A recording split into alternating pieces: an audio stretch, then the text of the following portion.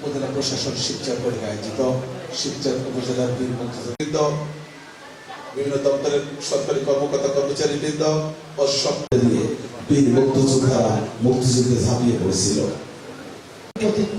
উপাধি পেয়েছেন, তার মধ্যে গাজী ভাই একজন। গাজী ভাই যেখানে আসতেছে, মুক্তিযোদ্ধাদের সম্মান মুক্তিযোদ্ধাদের হাত থেকে নেওয়াটাই আমি মনে করি যে এটাই হয় মুক্তিযোদ্ধাদের জন্য একটি সার্টিফিকেটের পাশাপাশি একটি সম্মান। তাছাড়া আরেকটা ব্যাপারের জন্য গাজী ভাইকে আমাকে ধন্যবাদ দিতে হয় যে আপনারা জানেন যে আমার পিতা মরহুম ইলিয়াস আহমেদ চৌধুরী আপনাদের প্রিয় নেতা, মুজিব বাহিনীর কোষাধ্যক্ষ ছিলেন। আমি মুক্তিযোদ্ধার সন্তান। এবছর মাননীয় প্রধানমন্ত্রী তাকে স্বাধীনতা পুরস্কার দিয়েছেন এবং এই স্বাধীনতা পুরস্কারের জন্য স্বাধীনতা পুরস্কার প্রাপ্ত একজন মুক্তিযোদ্ধার আবেদন করতে হয় এবং আমার পিতা সে আবেদনকারী ছিলেন আজকের প্রধান অতিথি গাজী ভাই।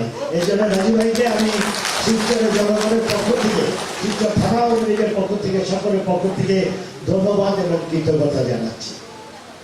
মুক্তিযোদ্ধাদের মাননীয় প্রধানমন্ত্রী বঙ্গবন্ধু কন্যা কি দিয়েছেন এটা আমার নতুন করে বলার কিছু না। আমরা তাকে কি দিয়েছি এবং তিনি আপনাদেরকে কি দিয়েছেন। আজকে যে সম্মানী ভাতা বলবেন, আজকে যে মারা যাওয়ার পরে স্বীকৃতি রাষ্ট্রীয় সম্মান বলবেন, আজকে স্মার্টটা যাই বলবেন, মুক্তিযোদ্ধা মন্ত্রণালয় থেকে আরম্ভ করে সবকিছু প্রণয়নতি শেখ হাসিনার দ্বারা।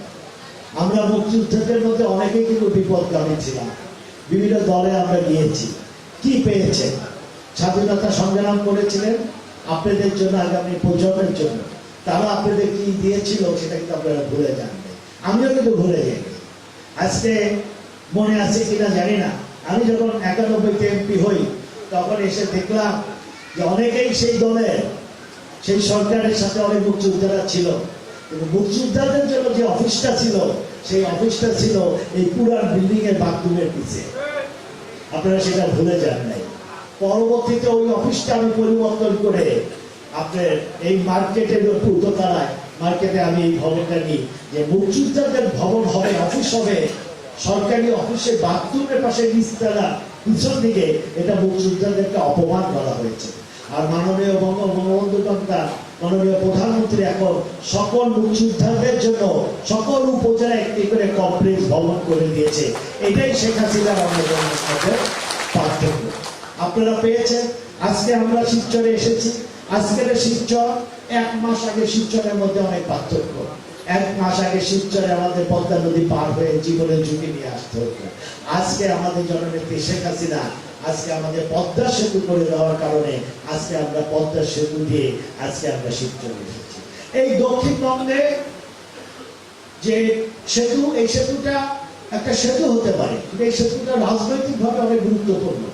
এই সেতুটা বিরুদ্ধ দলগুলি করে নাই, কারণ ফরিদপুরের সাথে ঢাকার দূরত্ব যেন কম না হয়, ঢাকা ফরিদপুর যেন একটা হয়, এটা রাজনৈতিক কারণে করে না। এই দক্ষিণবঙ্গ কিন্তু বাংলাদেশের একটি অর্থনৈতিক শক্তির অঞ্চল। পৃথিবীর অনেক জায়গায় যা নাই আমাদের দক্ষিণবঙ্গে তা আছে। আমরা তারপরেও আমরা এই পদ্মা সেতু সহ আমরা উন্নত হয় নাই। বিগত সরকারগুলো আমাদের অবরোধ করেছে। আমাদের কি নাই? আমাদের পৃথিবীর যে ভুটানে যাবেন কোনো বন্দর নাই, নেপালে যাবেন কোনো বন্দর নাই। পৃথিবীর এমন অনেক দেশ আছে যার কোনো সমুদ্র বন্দর নাই।